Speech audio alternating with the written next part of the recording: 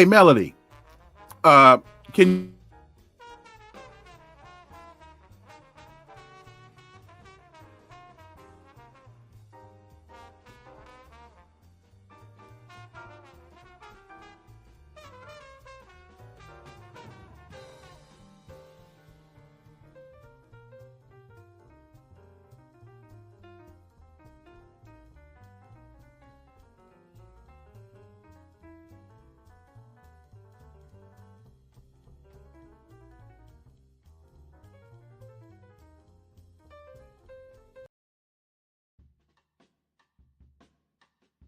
Beyond the thunder and lightning, past the clouds, over the dark night, she reached up to the sky of stars and caught the red hot light of the North Star.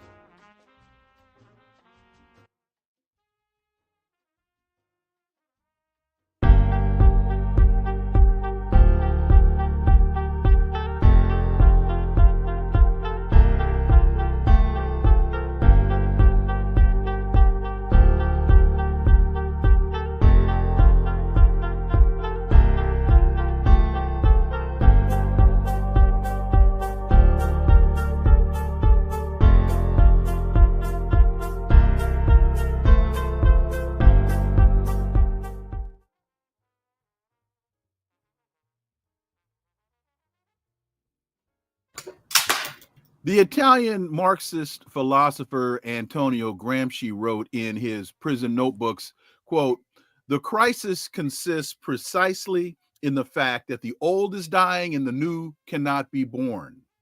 In this interregnum, a great variety of morbid symptoms appear," end quote. Well, the people have spoken. Will the return of Trump and MAGA become a Gramsci-esque interregnum, a period when normal government is suspended, especially between successive reigns or regimes? Let's talk about it.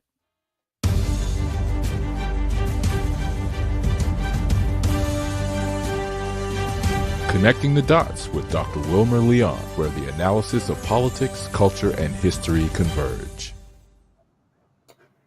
Welcome to the Connecting the Dots podcast with Dr. Wilmer Leon, and I am Wilmer Leon. Here's the point. We have a tendency to view current events as though they occur in a vacuum, failing to understand the broader historical context in which most events take place. During each episode, my guests and I have probing, provocative, and in-depth discussions that connect the dots between these events and the broader historic context in which they occur, thus enabling you to better understand and analyze the events that impact the global village in which we live. On today's episode, the issue before us is, now that the 2024 election is over, how as a country, how as a people, as a community do we proceed? How do we break control of the duopoly? Is third-party politics part of the solution? Well, my guest is Dr. Butch Ware, a longtime activist and educator specializing in the history of empire, colonialism, genocide, and revolution. He was Dr. Jill Stein's VP running mate for the Vice President of the United States in this past 2024 election. He's a professor in the history department at UC Santa Barbara. Dr. Butch Ware, my dear brother, welcome to the Connecting the Dots podcast. Good to be with you, my brother. And I love the way that you connect the dots, bringing history into the conversation. Hope we can do that today. Oh man, well, that's why I brought you here, because I need the heavy lifter, and that's you. So let's start with this. Donald Trump, as the count stands now, 312 electoral votes, 76 million. 76 million votes. Kamala Harris, 226 electoral votes, 74 million. Jill Stein, your all's campaign, 0 electoral votes, 763,000, and Robert Kennedy, 0 and 739,000. What's your takeaway from this result? Are we in a Gramsci-esque interregnum, period when normal government is suspended, especially between successive reigns or regimes? And I know that Biden was between the two Trump periods, but we can consider this to be one long span. What's your takeaway? And you can take that any direction you want to, Dr. Butch Ware. So I'll start with I love name checking Gramsci. Out of all the Marxist theorists, he's I think the most interesting, precisely because he takes seriously ideology and thought rather than just reducing everything to kind of materialist mechanics. So how would I answer this specific question? Here's what I would say first and foremost. When I first joined the campaign with Dr. Jill Stein, this was probably, so that happened in August 15 or so. And by August 23rd or 24th, I was on record saying that the Democrats had no path towards victory in the election in November. And I think that a lot of people's response to that was to think that I was some kind of lunatic. And I feel like, what's the word that I'm looking for? Like unfortunately vindicated in the prescience of that prediction. Wait a minute. And let me jump in really quick and say, even though we had not spoken at that point, you and I were kindred spirits, because I was saying literally more than a year and a half ago, and people thought I had lost my mind. I said Joe Biden will not be the Democrats' nominee in 2024. I said that a year and a half ago, and folks told me I was tripping.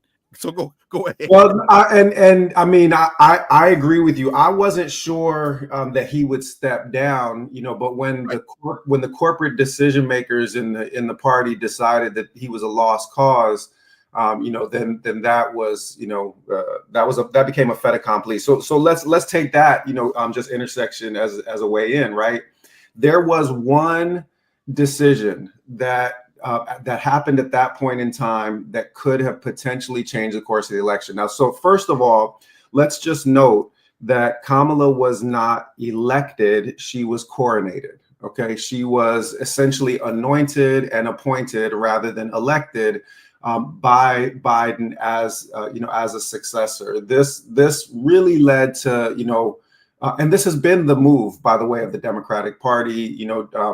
Biden was getting curb stomped again. Sanders was running ahead back in 2020, and the corporate wing of the Democratic Party shut that down. Of course, 2016 they shut Bernie down. Before that, so the corporate wing of the Democratic Party chooses the candidate at this point in time. They're the anti-democratic party. They don't elect people for things anymore. But once that anointment and appointment had been made, there was one potential course of action that might have salvaged the election for Kamala. And I said this at the time, this was before I got called into the Stein campaign, was that if she revisited, that there was an opportunity. Revisiting the disastrous and unpopular imperialist genocide in Gaza was potentially a way of reconstituting, the base.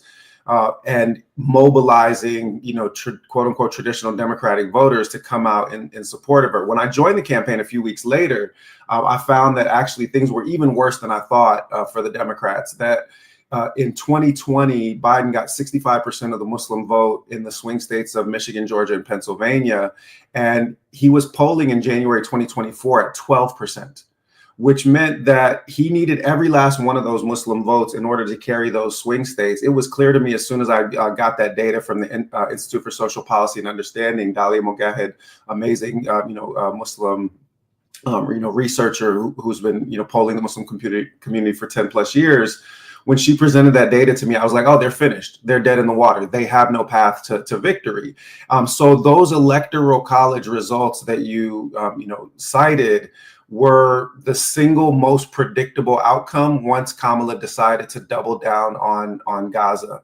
And and I made an argument at that point in time also.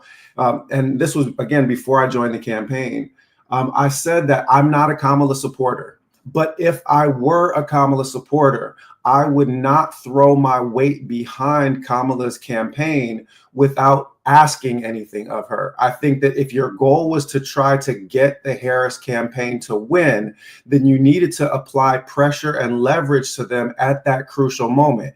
And instead, they lined up a parade of cosplay Black performances to try to get the Black vote to make up for what they were going to lose with the Muslim vote. And we can see how that identity politics, appeal worked for them. It was disastrous. And I think that what folks really sort of, learned, especially, I hope people learn this, is that the Democratic Party as currently constituted has nothing to offer Black people except for identity politics. It does not offer any kind of substantive program for Black liberation, reparations. It doesn't, offer any kind of program for working class voters, and most, Black voters are working, class or working poor or below working poor. People like, my father, who was a locksmith with a 6th grade education, used to have things that we could expect potentially out of social programs and such from the Democratic Party. Its complete takeover.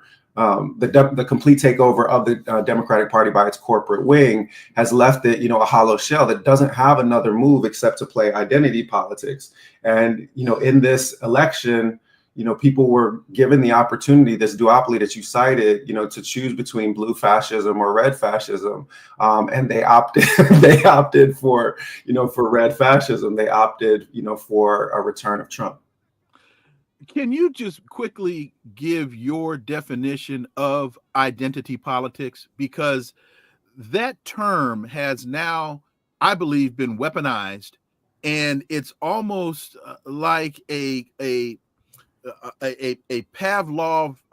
Pavlovian ringing bell that they'll throw out the term identity politics, and then people like roaches, when the lights come on, scatter. And I don't know that people really understand what that means. Yeah, well, and people might mean different things when they say it, and that's a fair point. What I mean when I say it is essentially a kind of political tribalism. The argument that was being made, and the argument that has been deployed in multiple electoral cycles now by the Democratic Party. Joe Biden said it on The Breakfast Club. He said, "You're not Black if you don't vote for Joe Biden." Right? He said that, right. he said that. And Kamala Harris, came out and, through a dance party, in Atlanta. I made a post in response to that, where I said that, Kamala is to politics what Drake is to hip hop. What did Kendrick say? Kendrick said, "You come through Atlanta when you need a few dollars. You ain't a colleague, you a colonizer," right? And that was literally what she did. She started, her campaign, with, what would Teddy Riley call it, rum shaking in Atlanta. And that you saw a lot of Black women respond to that with like this feeling of being like, taken lightly, tokenized. That this should have been an opportunity to articulate like some kind of platform, but it was a precursor of what was to come. So when I say identity politics, I'm really thinking, you mentioned my Muslim name at the top. Bilal is the name that I chose for myself at age 15 when I converted to Islam. I take a lot of my inspiration, of course, from Malcolm. The autobiography of Malcolm X was the thing that brought me to Islam, and I take a lot of my kind of political, critique and thinking from, Malcolm's intersection of Islam and the Black radical tradition. So what I would, say about this is that the Prophet Muhammad, peace be upon him, he defined negative tribalism as when you choose your people, whether they are in the right or in the wrong. There we go. Right? Yeah. Now, you just mentioned President Biden's statement on the Breakfast Club. If you don't vote for me, you're not Black. I wonder if that, in some small spectrum, backfired on him with white voters, because the converse of that could be, if you do vote for me, you are black, and a lot of white folks might not want that tag put on them.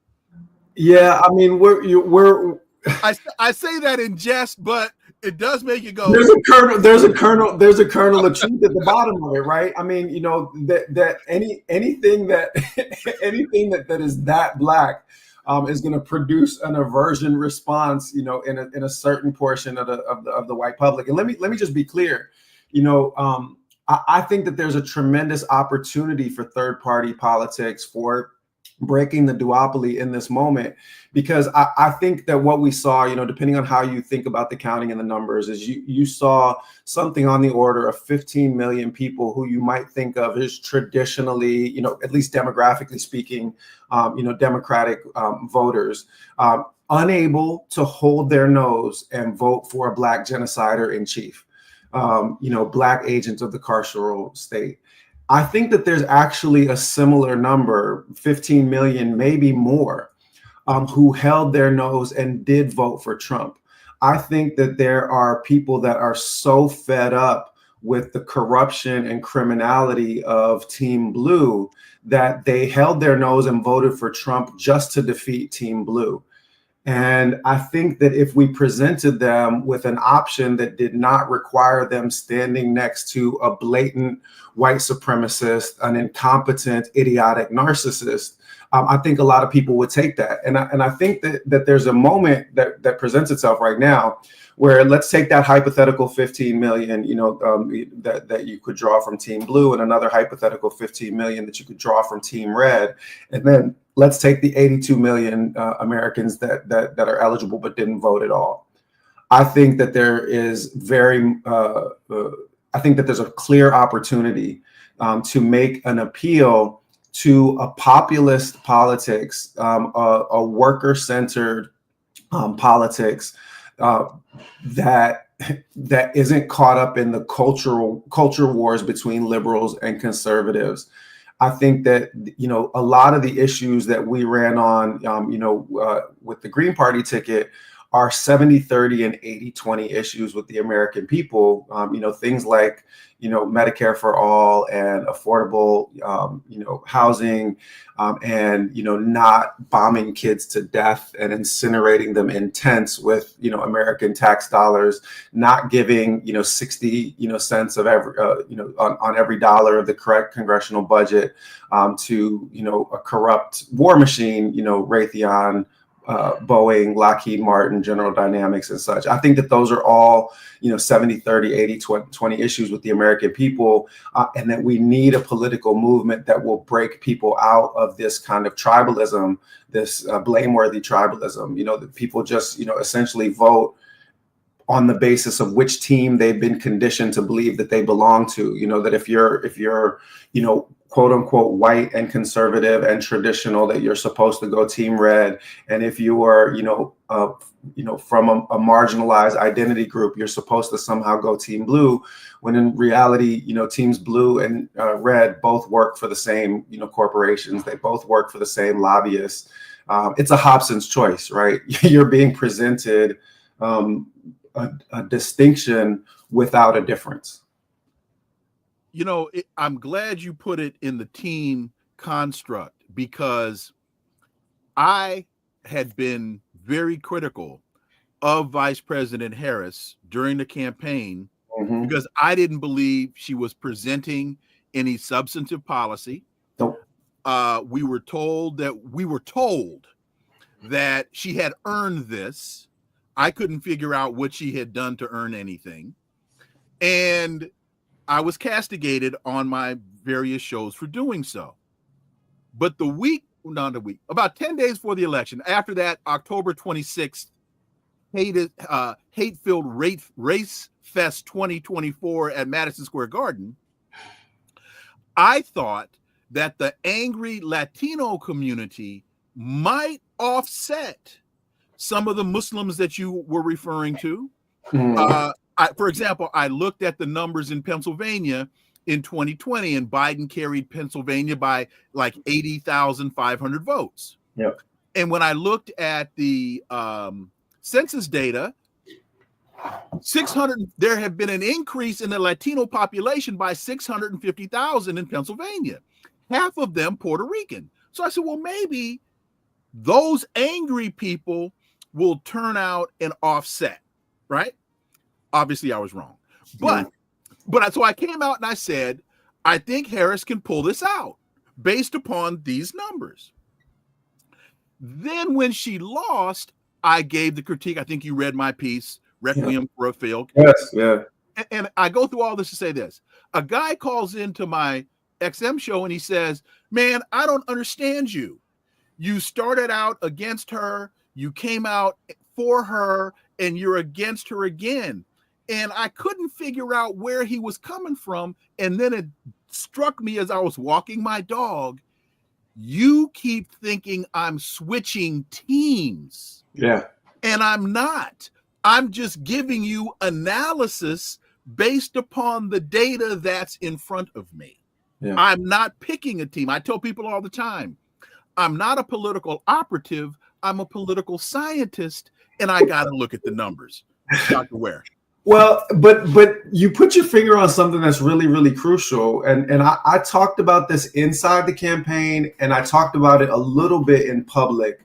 But essentially, the American public has been conditioned to approach electoral politics like a team sport, like a Sunday football game. And they're supposed to root for their team, no matter whether their team is in the right or in the wrong. Like, as I mentioned, like this basic kind of fundamental ethical principle. Let me just go backwards really quickly on this point for identity politics to say something about Black folks. The Prophet Muhammad, peace be upon him, also said it is part of the perfection of one's faith that you have love for your people. So you're not supposed to be rejecting your people, your community, the culture that produced you out of hand. But blameworthy tribalism is when you side with your people, whether they are in the right or they are in the wrong. And what Americans have now been conditioned to do is to say, because of where I live or the color of my skin or my income level or whatever it is, I'm supposed to root for Team Red. And we need Team Red to win, whether, Team Red is being led by a manifestly idiotic, incompetent, narcissistic con man or not, because we have to beat Team Blue. It doesn't matter who's leading Team Red. It doesn't matter what Team Red does. It doesn't matter that Team Red makes outlandish promises. It doesn't matter that the core of Team Red is now largely Christian evangelicals. It doesn't matter that that man violates every last one of those 10 commandments except for thou shalt not kill, as far as we know, right? He violates every one of those 10 commandments because they're not looking, as one analyst put it, for the insertion of Christian values into the space. They're looking for Christian dominance in the space, okay? And similarly, on the side of, Team Blue, we did not see an exertion of the political values of Blackness, which is an oppositional ideology to white supremacy that was forged in the crucible of enslavement in order to provide resistance to it. Instead, we simply, saw an effort to have, Black faces in high places. And as Roy Benjamin reminded us, that ain't gonna save us. And I made a post this morning that I really feel like we dodged a bullet in Kamala being defeated in the sound, resounding way in which she was, because it's not necessarily clear to me that Blackness as an oppositional ideology to white supremacy would have survived intact after 4 to 8 years of its daily consistent weaponization in the service of white supremacy. Sid Hatfield says it's completely irresponsible for the American people to vote for either red or blue. Honest, decent, hardworking people have no business voting for or backing either rich man's party. Yep. To your point about dodging a bullet, yeah. Scott Ritter said on this show last week, he said, it's a good thing that Kamala Harris lost, because had she won, in 6 months, we'd be in World War III. And a lot of people thought Scott was crazy when he said that. But what do we find just either today or late yesterday? Joe Biden now authorizes the use of long-range missiles from Ukraine into Russia. And what is Russia's response to that? He says, beware, because now you're drawing NATO into this conflict, and I'm going to have to respond. So, folks, you can take whatever position you want to take on that Ukraine conflict, but when she says very clearly, when asked what's the difference between Biden and you, and her answer is not much, that's a very, very dangerous perspective. So I'm going to try something that I don't know whether it will work in response to this excellent point that you've raised. We're going to do a joint citation of Emperor Haile Selassie and Bob Marley, right? Until the philosophy which hold one race superior and another inferior is finally and permanently discredited and abandoned. Everywhere is war. So why am I doing my bad Bob Marley impression right now? The reason is that what we've been trying to say is that both parties, Team Blue and Team Red, are white supremacist parties. Putting a black face on white supremacy, whether it is the cosplay kente cloth kneeling of Nancy Pelosi, or the "you are not black" of Joe Biden, or picking collard greens in a bathtub, allegedly. Say what now? I mean, so all of this is a kind of performative weaponization of identity politics for white supremacist purposes. Now, stereotypes, exactly. And like Kamala can come, can come to any of us that were actually raised in Black communities, and we can have conversations about how crazy she looks. Like talking this plain foolishness. Okay, so, but to return to the question, right? And I said this on the campaign many times, is that the neoliberal blue version of the American imperium is more committed to warmongering abroad than the conservative Republican version. It's not for good reasons. They're both racist. It's just that they express their white supremacy differently.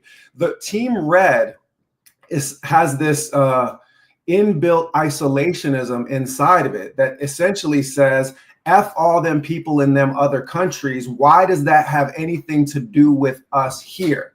And because of that, they're less likely to unconsciously, as a reflex, what's the word? As a reflex concession to the war machine donor class, they're less likely to just hit, go on every single foreign conflict. Whereas the hawkish neoliberal Democratic Party, and I said this many, many times on the campaign, you can find tape on this, they are much more likely to speed us into World War III than Team Red is. That what's like the two kind of collapse of imperium scenarios that we're presented with, the most likely versions of them, is that Team Blue involves us in World War III, one, potentially two, nuclear conflicts potentially, and that on this side, Team Red causes a devolution into kind of full on fascism. Those two things are just two sides of the same coin, right? The two faces of imperialism. Imperial boomerang is the term that's often used to describe it. And the two parties represent these two faces of the imperial boomerang nicely. And some listening to this conversation might say, well, that Trump and Biden are different because Trump is anti-war. And to your point, no. He's just shifting the conflict to another space, as in two things. One, his focus is China, or China, as he loves to say. And the other thing is what Biden has done with this Ukraine conflict is have NATO countries deplete their stocks and reserves of antiquated weaponry so that now with the Trump administration coming in, those stocks and reserves can be rebuilt. All those 20% off special on targeted missiles. Hey, let's go to Missiles R Us. It's Christmas. Let's go to Missiles R Us. Bombs R Us. Because people need to understand. Remember all the wonder weapons that were interjected, and I use wonder weapons in quotes, that were interjected into the Ukraine conflict. The Abrams tanks, those are all gone. Yeah. The Leopard tanks, those are all gone. The F-16s, most of them are gone, or they can't be used. All of this antiquated equipment that the NATO countries were holding on to, that they sent in mass to Ukraine, all that stuff has been blowed up. And what are they doing now? New contracts, new weapons. So whether this re-weaponization is done in the midst of conflict, or whether this re-weaponization is done in a peacetime, the money still gets spent and the people still suffer. The war machine wins whether, and I mean, I also said this, is whether you vote team blue or team red, militarized fascism wins in either instance. Wait a minute. Jim Calhoun, the former CEO of Boeing, said in July of 2020 in the New York Times, when asked, who do you prefer, Trump or Biden? He said to Boeing, it doesn't matter. We're going to win either way. That's exactly it. And so Chris Hedges, great journalist, and I was blessed to be able to host him out here for an event that I organized at UC Santa Barbara called End of Empire. He gave an opening keynote. He recently, in his kind of post mortem analysis of the election, made a distinction that I think is useful between oligarchs and corporatists. He said essentially what you find in the struggle between Team Red and Team Blue is, Team Red is essentially, oligarchic control, and Team Blue is, corporatist control. And that returns us to the kind of the Trump phenomenon, right? Trump is not anti-war. Trump's wars serve different functions than the wars, the warmongering of the Dems. Theirs is to ensure kind of predictable returns on war profiteer, stocks. Trump is much more kind of narcissistic and patronage network driven. Like, for example, I'll give you one. This is unverified, unconfirmed, but it comes on very, very good sources and very good authority. That the reason why certain Michigan politicians in Dearborn and other places came out in support of Trump right before the election, in spite of the fact that the exit polling is showing that 53% of the Muslim community ended up voting for us for the Steinware ticket, and only 20% for Trump and 20% for Harris.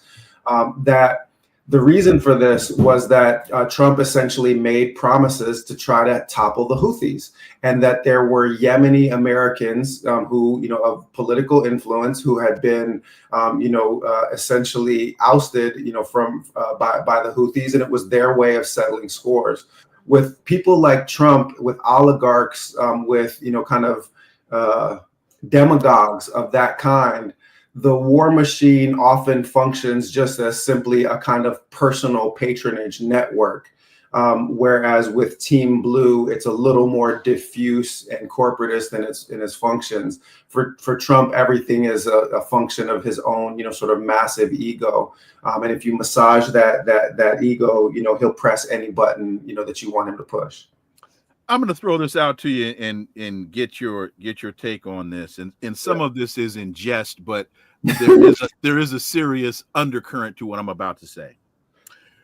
We refer to Donald Trump in many instances as a racist.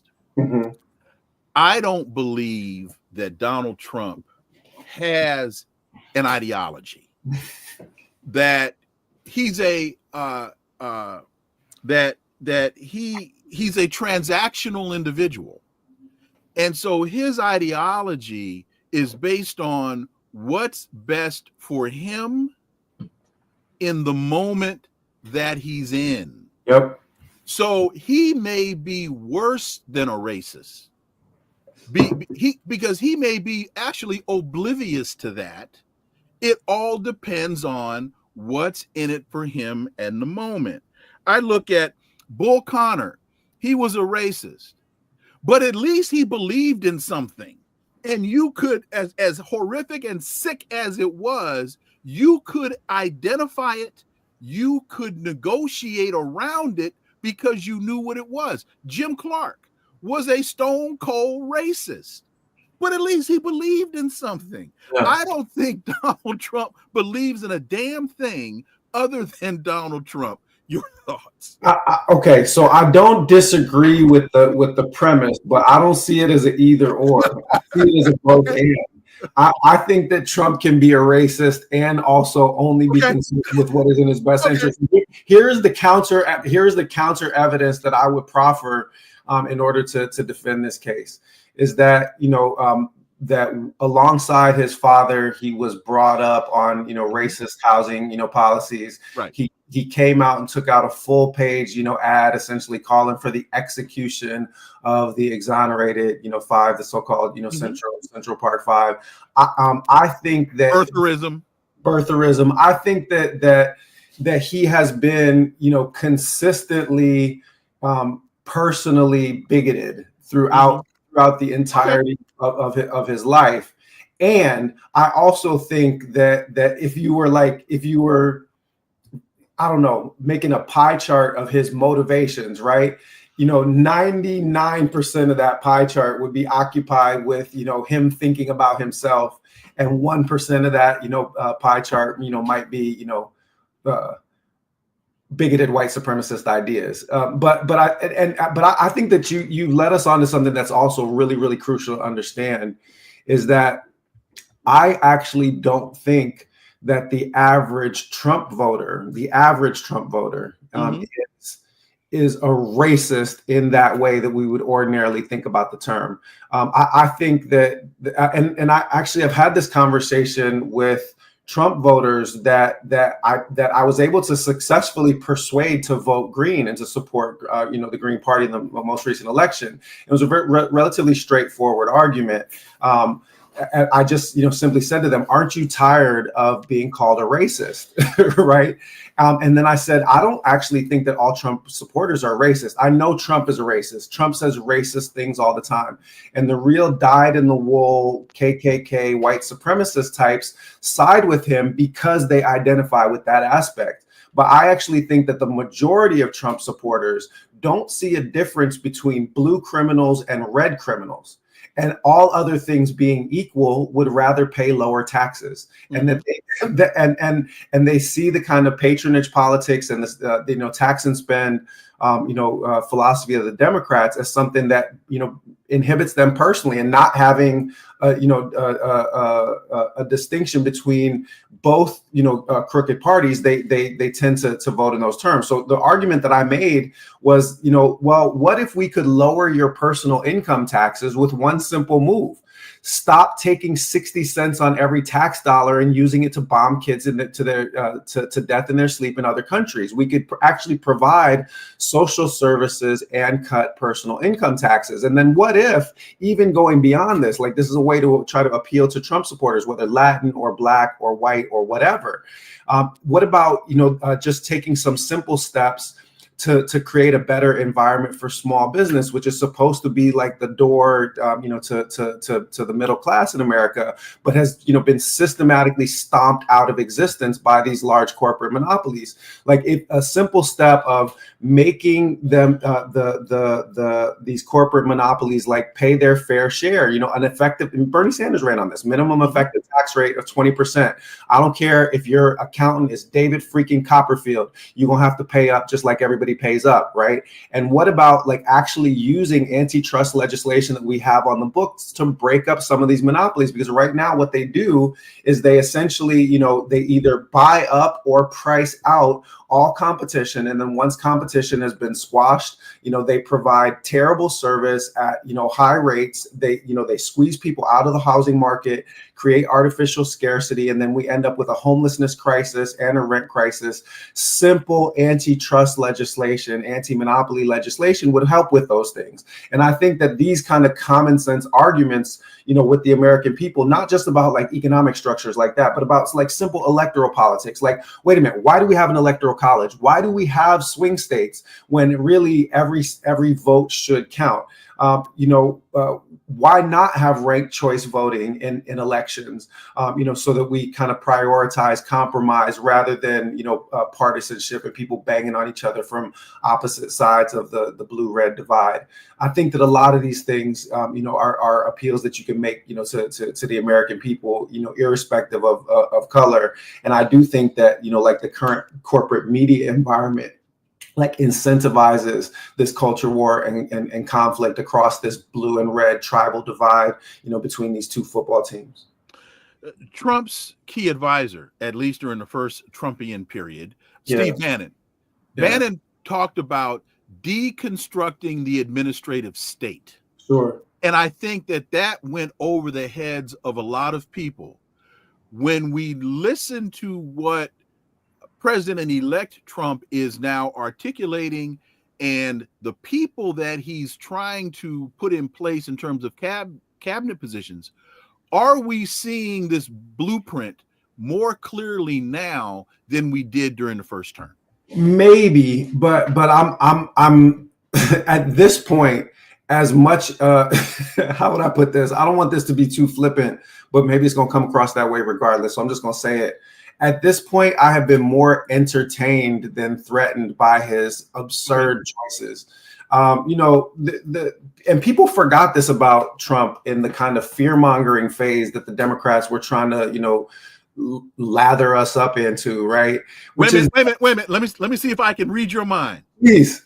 Wait a minute.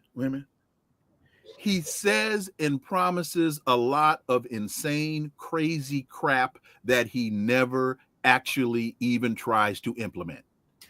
Here's where my exact words after the Matt Gaetz appointment in an Instagram reel I made. I said, it is going to be peak entertainment watching them make crazy, outlandish con man promises and then go down in flames time and time again, right?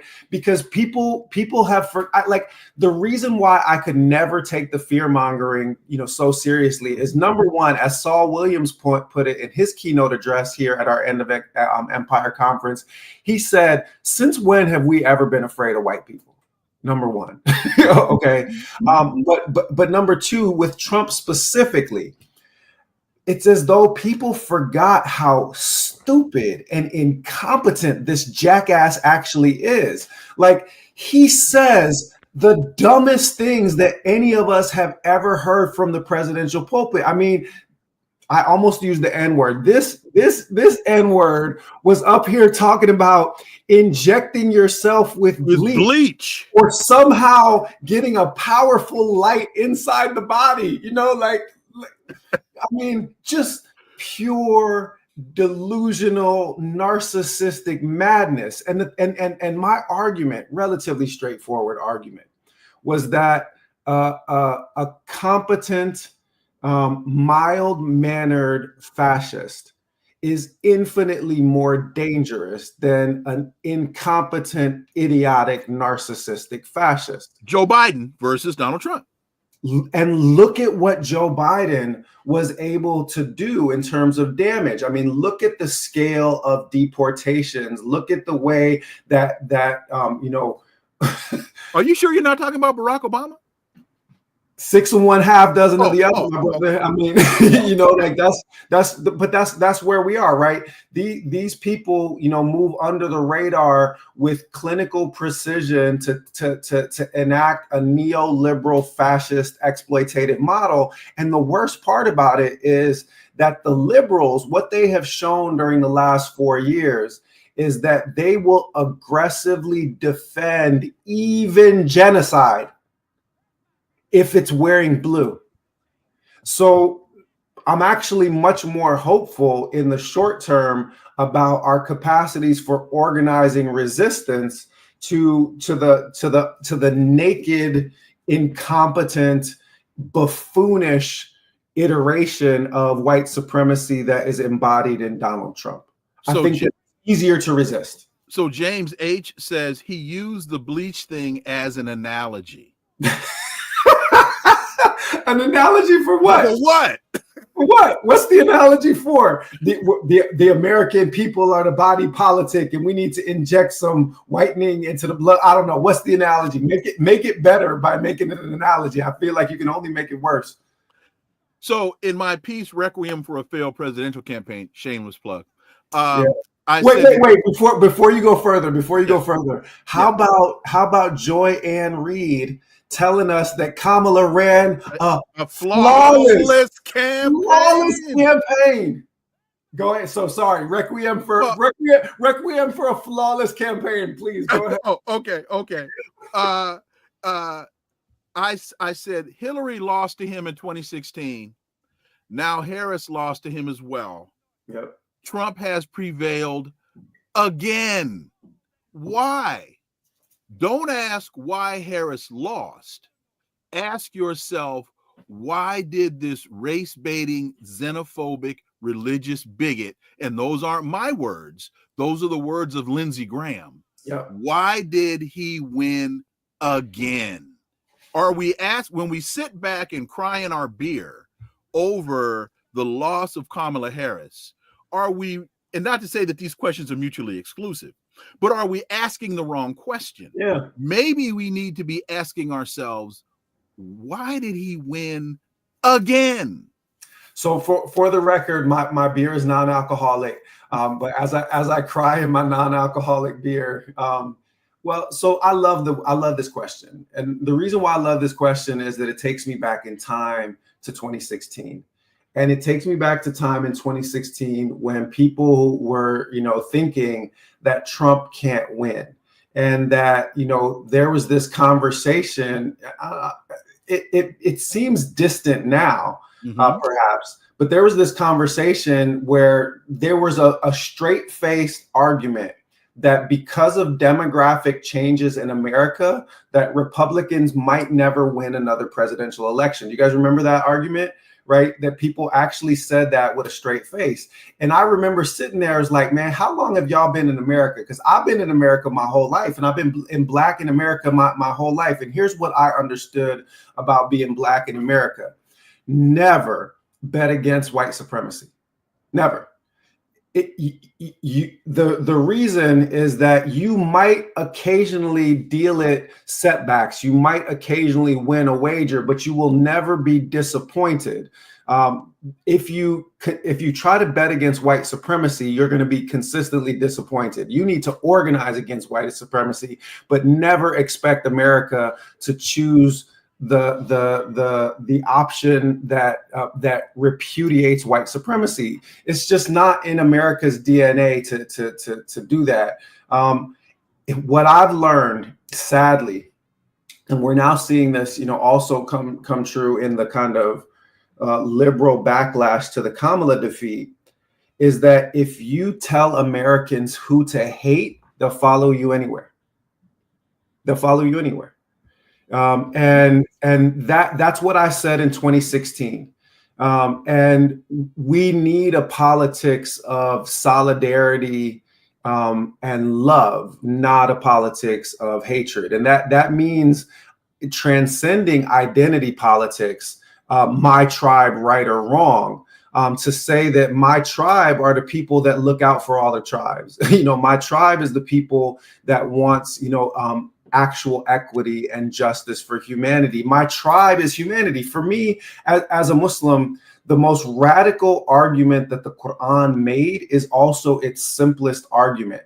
The Quran says, you are all the children of Adam and Eve. You were created from dirt, and none of you is better than any other amongst you because of your tribe or your ethnicity or the color of your skin or the language that you speak. It's the most radical argument in human history, is that you are all human beings, and human beings all belong to the same race, endowed by the Creator with inalienable rights, right? If we want to borrow the language of the Declaration of Independence. Well, that declaration, the extension of that discourse to actually cover all of humanity, is the thing that is worth fighting for in this blood-soaked American history. And unfortunately, like right now, what we have instead is people just just weaponizing, the reflexive white supremacy of the quote unquote American experiment. And that's what we're not seeing anything different in 2024 than we saw in 2016. What the reason why a Trump wins is because Trump appeals to something that is primordial and fundamental. It's hardwired into into the American body politic. It's an age-old appeal to white supremacy. You see some people talk about this in open ways. Trump supporters, say they voted for Trump because he is going to slow, the decline of the decline in power of white America, or of Christian evangelicals, and so on and so forth. Like, it's very easy to read. To take it back to Malcolm. Right, Malcolm made the distinction between the liberals as foxes and the conservatives as wolves. The liberal bares its teeth. You think that it's smiling, but you're on the menu. The fox bares its teeth. You think it's smiling at you, but you're on the menu. The wolf bares its teeth. Its intent, right? So this is a kind of naked appeal to white dominance. And in some ways, it lends itself, more easily to direct resistance, to direct action, to political organizing than the more cunning and duplicitous version of white supremacy that the neocon, neo-libs have been giving us. Going back to Steve Bannon's point about deconstructing the administration. Oh, yeah. I left that one set. Please come back to it. Trump's talking about eliminating a lot of federal government agencies. He's talking about eliminating a lot of federal government jobs. According to the recent data that I could see, the American government employs approximately 2.87 million people as of last year, which includes civilian employees across all federal agencies, all states across the country. And we know what that good government job has done done for the African-American middle class. Yeah. So how concerned should people be about that rhetoric about dissolving a number of federal agencies? I'll believe it. I'll believe any of his promises when I see that wall that he built. Right. And gets Mexico to pay for it, because gets Mexico to pay for it. I mean, so a friend and colleague of mine put it in these terms. He said, "Let's see that incompetent moron undo in 4 years 80 years of imperial bureaucracy. I'll believe it when I see it." That's what a friend of mine said. And don't get me wrong. I understand and perceive the threat of, the possibility of rewiring, the imperium, to where it essentially becomes, where you essentially have an emperor instead of a president. I get that. I do. I understand the risk. I think that risk, to be perfectly honest, is much more acute under a more competent, version of Trump. Not that Ron DeSantis was ever going to win anything, but like Ron DeSantis would have been a more concerning chief executive in such an iteration. I think the bigger concern is what comes after Trump, more than Trump himself. JD Vance being groomed for the next 8 years, for example. Yeah, I mean, JD Vance is as vapid and useless as Kamala Harris was. I mean, like, if you looked at the candidates, and I made this argument that if you if you looked at Harris Waltz and Trump Vance, you really had a microcosm of what structures of privilege cost the American people.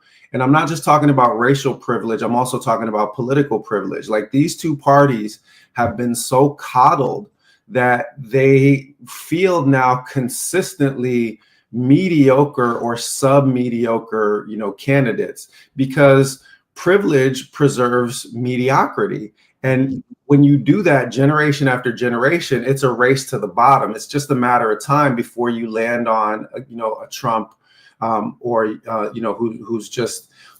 is dumb, immoral, like incompetent, like swelling braggadocio with no substance to it. Or you end on a Kamala Harris. Kamala Harris is, essentially an empty warmongering pantsuit. There's nothing there. There's no substance there. There was nothing for people to vote for except for the color of her skin and her gender identity. And as I said then, there's no amount of black girl magic that's going to make me co-sign for genocide. So the point is that a big part of the rationale for a major third-party intervention is that we are stuck with mediocre candidates that simply serve particular vested interests, don't serve the American people, and are fundamentally like talentless, right? And I don't want to, unless you want to get into a long, protracted discussion about this, but to that interest issue, I've been saying to folks, look at what AIPAC money did to this election, starting in the primaries, when AIPAC published in the New York Times that they were going to invest $100 million into the primaries to remove Democrats. And the Black community, the so-called leadership, said nothing about that. When you look at Kamala Harris's position on Gaza, I believe her husband, Doug Emhoff, is an AIPAC lobbyist. Yeah. So, folks, those of you that voted for these candidates who are on that AIPAC dole, now that you're sitting here crying in your beer, your non-alcoholic beer, by the way, about what are we to do, why don't you call AIPAC and ask them? see what they do for you. Anyway, Mile High Brother gave us a $10 super sticker. Thank you. And his question is, Dr. Ware, do you believe the Muslim diaspora in the U.S. who stick with either blue or red team are themselves looking for their white card? Great podcast, Dr. Leon. I'm a big fan of yours. Mile High Brother, thank you very much. A lot of people, who just encountered me during the presidential campaign may not know that, kind of what I'm most famous for inside the Muslim community is my relentless criticism of the anti-Blackness in the immigrant Muslim community. And I've said, before that, there's a substantial portion of so first of all, Black Muslims, African-American Muslims still are the largest single ethnic contingent in the American Muslim community. And there are, unfortunately, like a number of, people in the Muslim community that are essentially the product of post-1965, immigration reforms. Their migration was conditioned by the civil rights struggle of Black folks. That's what opened the door. And a lot of people in that group have essentially been trying to enact a kind of model minority status. 9/11, kind of led to a break in that, because of the persecution and infiltration of a lot of mosque communities. I think that the genocide in Gaza is waking up another kind of younger generation, and teaching non-Black Muslims just what the costs are of aligning themselves with these power structures that are fundamentally racist, imperialist, and exploitative power structures. But yeah, there's no doubt about it that some of the folk that align with Team Blue and Team Red are trying to, get the privileges and priorities of being white power adjacent. I mean, that's a story that we as Black folks know. There's always going to be people of color that are willing to, compromise with the dominant structure of white supremacy in order to accumulate perquisites for themselves. And we know also that that's not only isolated or limited to the Muslim American community, the Latino American community. You have a number of them that believe that somehow embracing MAGA or embracing Republican / conservative ideology will protect them from the backlash when the deportation police come knocking on their doors. Elliot Booker says, great discussion with Butch Ware, Dr. Leon. And folks, Elliot Booker has a phenomenal show called Time for an Awakening, which you can find on the Black Talk Radio Network. Elliot Booker has a great show called Time for an Awakening. I know you promised to give me an hour, and we haven't been able to get to the whole conversation about third-party politics, and that's a primary reason why. But one of the things I know as a host, I prepare all these questions, and if I get to question number 3, then we're not having a discussion, we're having an interview. And I haven't been able to get to question number 3, which is, I was saying to a number of people that asked me about the duopoly and the binary thinking, and I've got a piece called The Danger of Binary Thinking in the African American Community, is that they had to vote red or blue. That any other vote in any other direction was a wasted vote. To which I said to them, it depends on whether you're playing the game in the immediate moment or whether you're playing the long game in which to win. And if you're playing the long game in which to win, you have to send a message. I said, the Green Party has to come out of here with 12, 15, 17% of the vote so that the country, but more importantly, the elite will see there has been a serious mind shift. And Gil Scott-Heron told us the revolution is not what you see in the street. The revolution is when you change your mind, when you change the way you look at things. That the revolution in the street is a physical manifestation of that shift in mindset. So if you could speak to that whole point about the power of voting green, even though, or just third party. Yeah. Even though right now the adage will be, oh, you're just throwing your vote away. So I have a special needs son, 14 years old and autistic. And, one of the typical ways that you kind of approach, redirecting him and structuring his behavior is you present him with a binary choice. Do you want this or that? Right.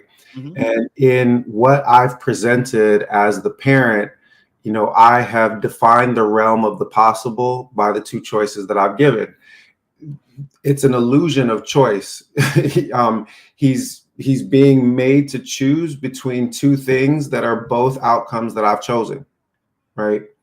And that's essentially, what is being done on a broad scale to the American people. They're being presented with a false binary where both of the choices are poisonous. One sister, she at Grimbites on Instagram, Mars her name. She did this amazing Instagram reels. You said bleach or nail polish remover. Which drink is going to represent America? You have to pick one, right? You have to, and it's like, wait, there's a green smoothie on this menu. No, you can't have that. You have to drink either the nail polish remover or the bleach. So we're being presented with this false choice, and the part wait a minute, because the answer to her question is, are you trying to cure COVID or not? Because if you listen to Donald Trump, then you got to drink bleach. Come on, homegirl. Bring it full circle.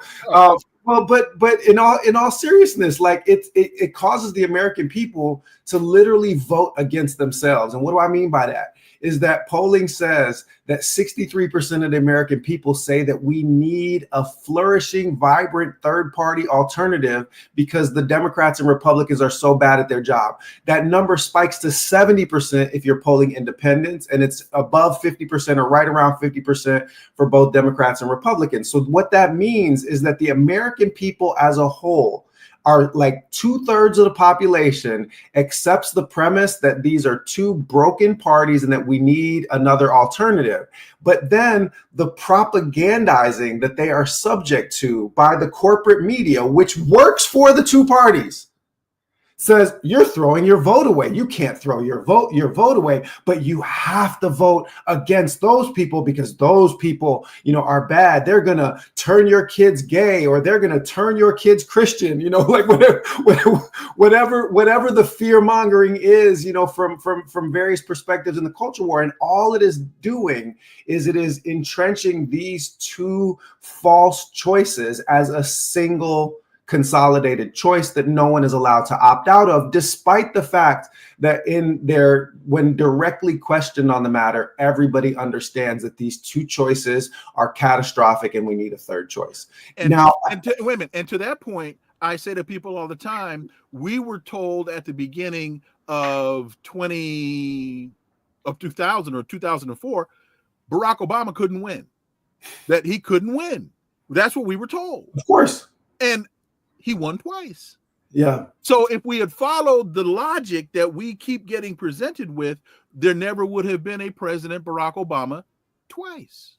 And while we're castigating teams blue and red, I have to also, call down accountability on Team Green. Like, we did not do the job that was necessary in order to especially laying the groundwork inside communities of color. And this reckoning is now taking place, like inside the Green Party. I went to the Green Party National Steering Committee and said that there are 5 things that this party needs to do in order to be more competitive, in order to actually provide that alternative, because it doesn't even take 12 to 17%. It takes 5. If you can just get to 5%, you do critical damage, like terminal damage to the duopoly. Those 5 things, I said was, 1, vertical integration. There was no mechanism that allowed the visibility of the presidential ticket, limited though it was, right? The mainstream media was freezing us out. It took us forever. I had to join the campaign before we got, Breakfast Club, Democracy Now, and these other, kind of prominent, media appearances, but they eventually came. But there was no way in which my show.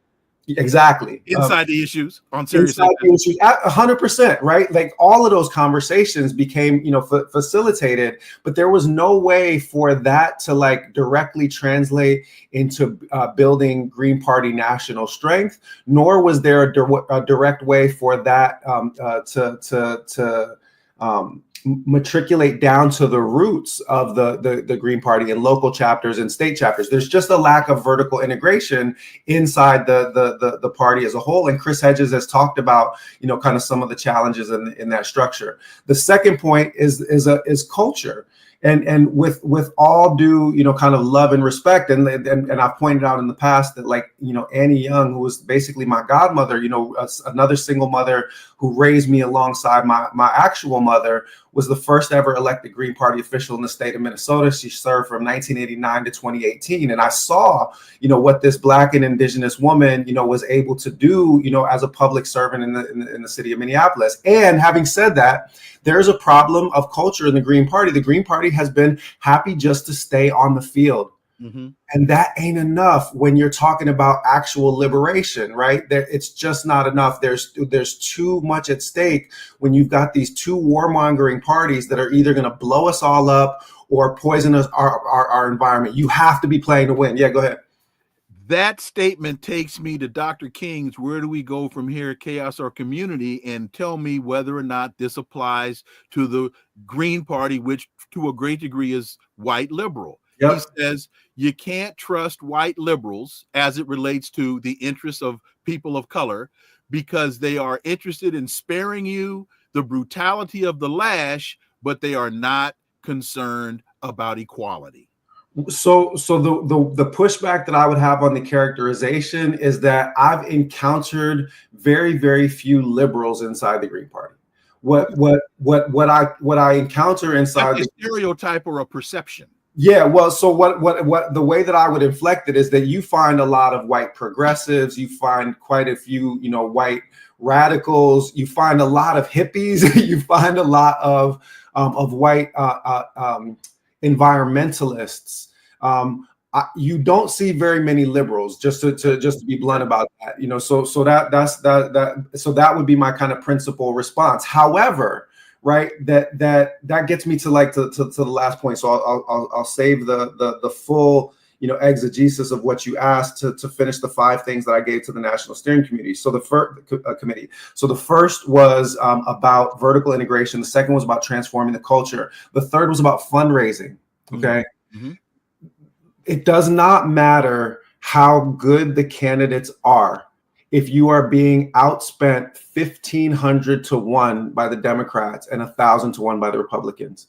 So just to put some perspective on that, before I joined the campaign in August 15th, when I asked about how much had been raised in the previous 10 months of the campaign had been ongoing for 10 months, they had raised $1.1 million.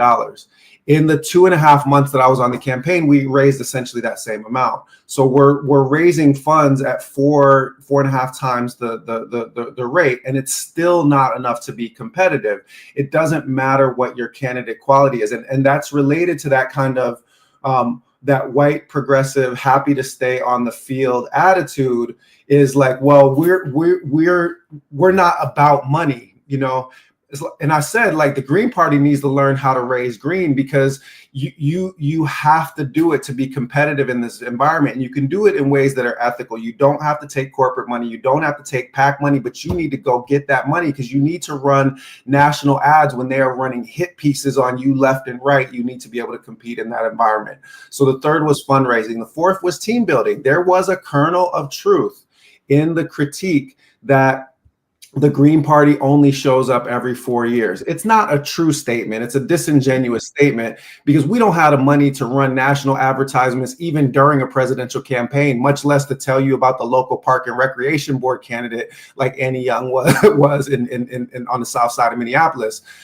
There are Greens that are out there doing the work, but in terms of having a robust roster of candidates and people that are actually doing the work in the community. And I heard this from Black communities. It's like, listen, we love what you're saying, Dr. Ware, we love this Black liberation agenda, but we've been looking around the community. We haven't seen the Green Party out doing the work in these communities. And that's part of the building of a roster of committed, political activists. That's part of how you turn it into the red, black, and green party, right? And that brings us to the fifth point. And this was probably the most important fundamental one. This is the one that circles back to the question that you asked about white liberals that I reframed more as a question about white progressives. Demographic change. When I was on the campaign trail with the Green Party over this electoral cycle, what we found was the kind of traditional Green Party constituencies of white leftists. Maybe that would be the term that would kind of capture much of what we're describing. That group is outnumbered 10 to 1 at every single campaign stop by people of color, Muslims and Muslim adjacent Black and Latin folks, indigenous folks.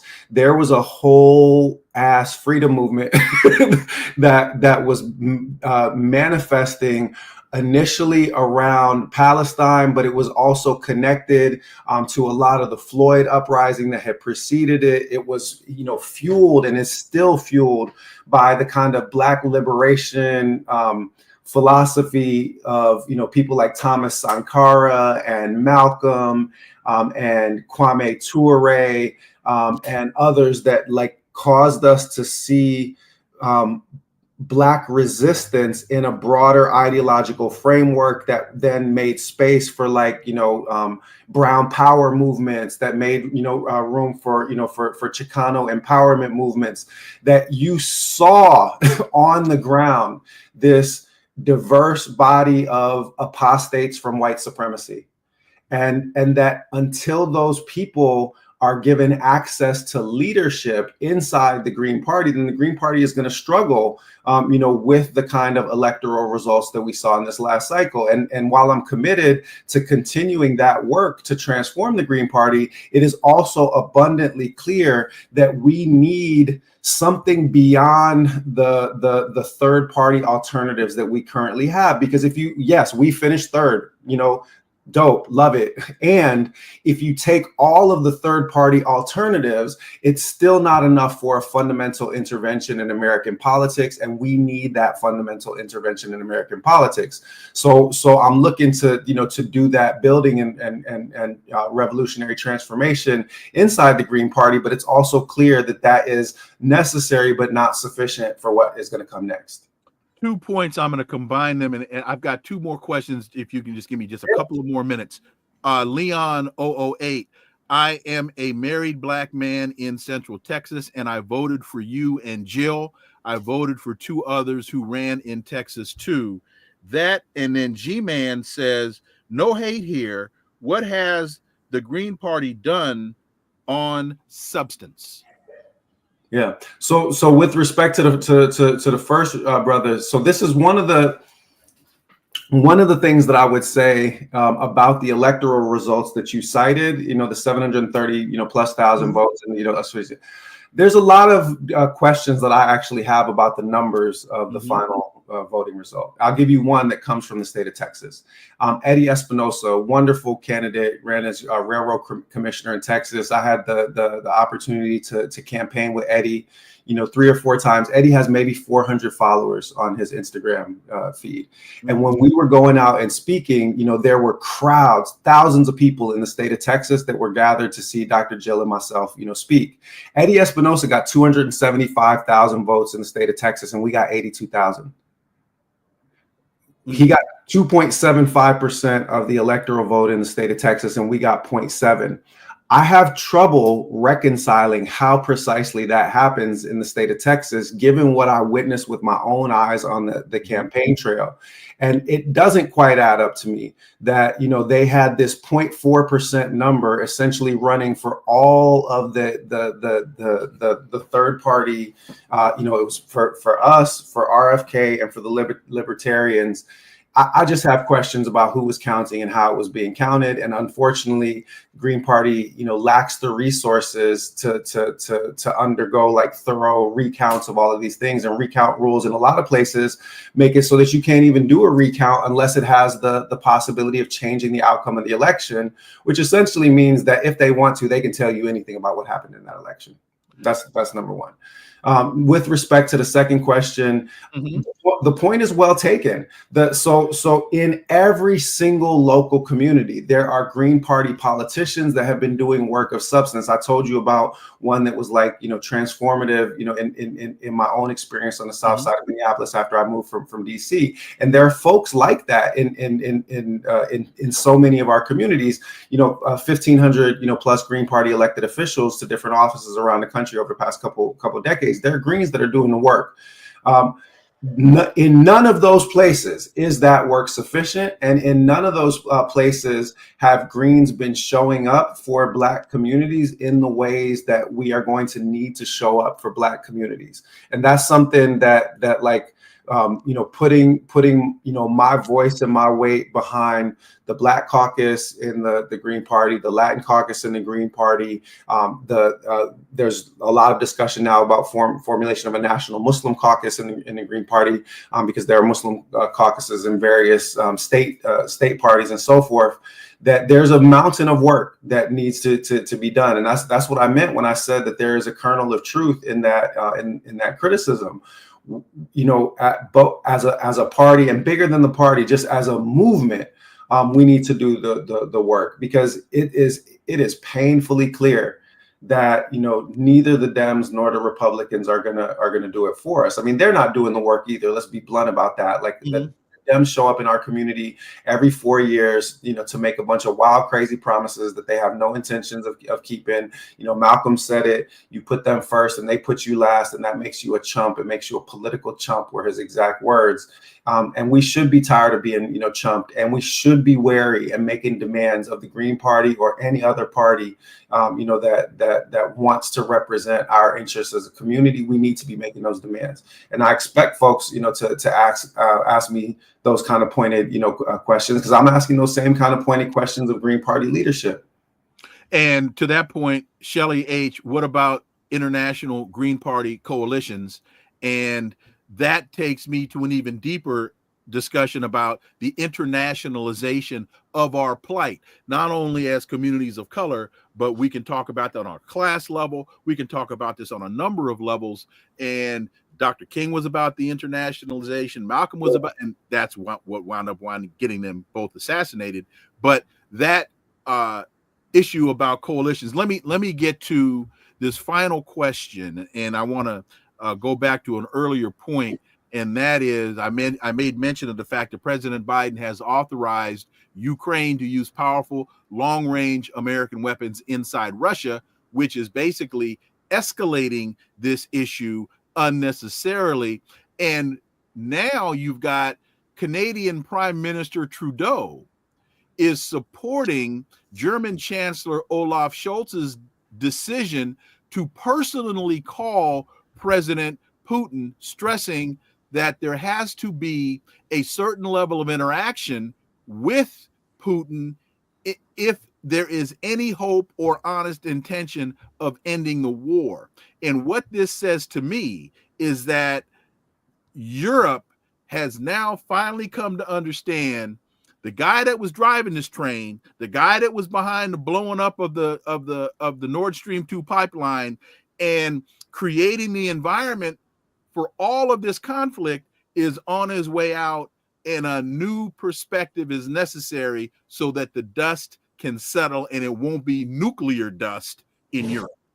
Yeah, I mean, I did an interview with the amazing, Gerald Horn, where we touched on, I had him on Saturday. Fantastic scholar, amazing human being, where we talked about, what the original intent of NATO was, and the way that it's essentially become like a tool of American imperialism in Europe. It doesn't serve at this point, another function. I think that it is extremely telling that, Joe Biden could take these last, 10 weeks, these last 10 weeks of his lame duck, presidency. And let's just be clear, I wish him, good health and long life. I don't wish a speedy death upon anybody, but he don't look like he's long for this world. Let's be blunt about that.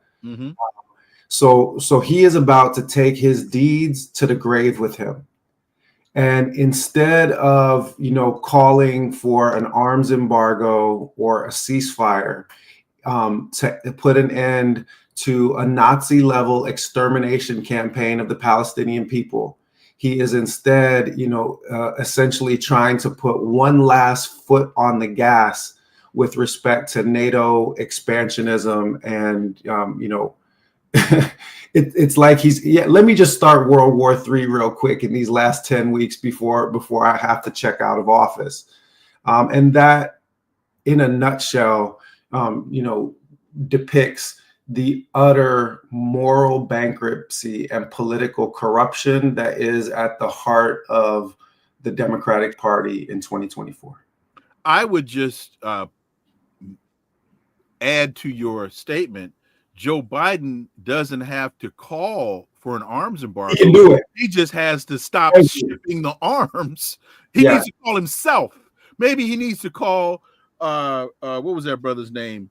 Blow Pop, or whatever that brother's name was, that he was hanging out with in the parks. Right. Back in Scranton. Yeah. The same way Ronald Reagan called Menachem Begin 1982 and said, "Stop it.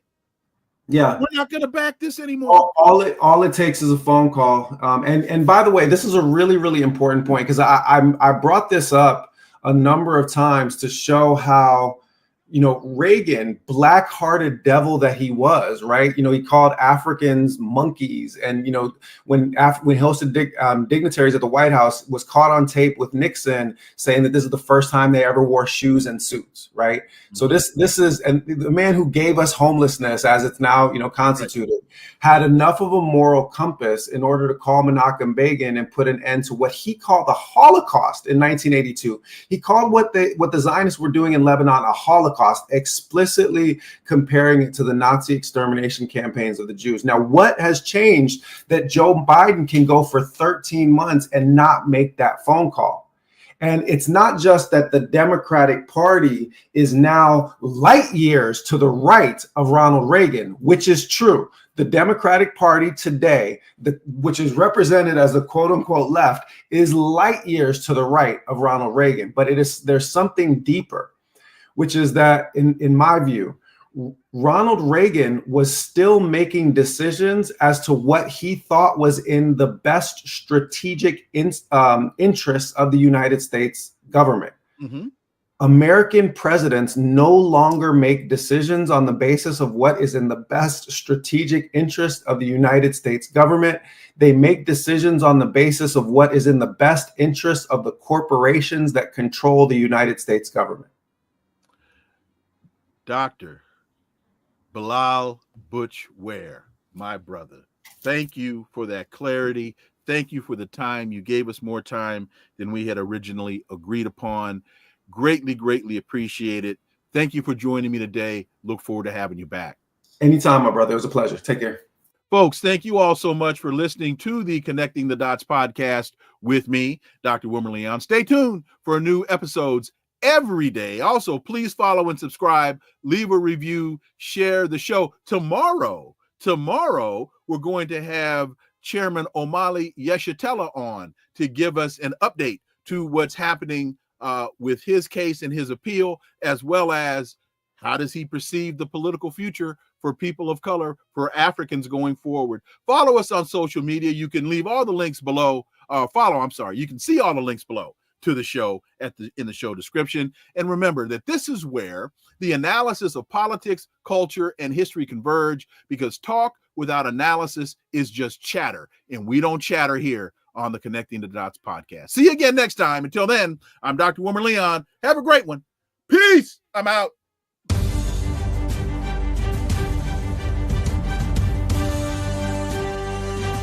Connecting the Dots with Dr. Wilmer Leon, where the analysis of politics, culture, and history converge.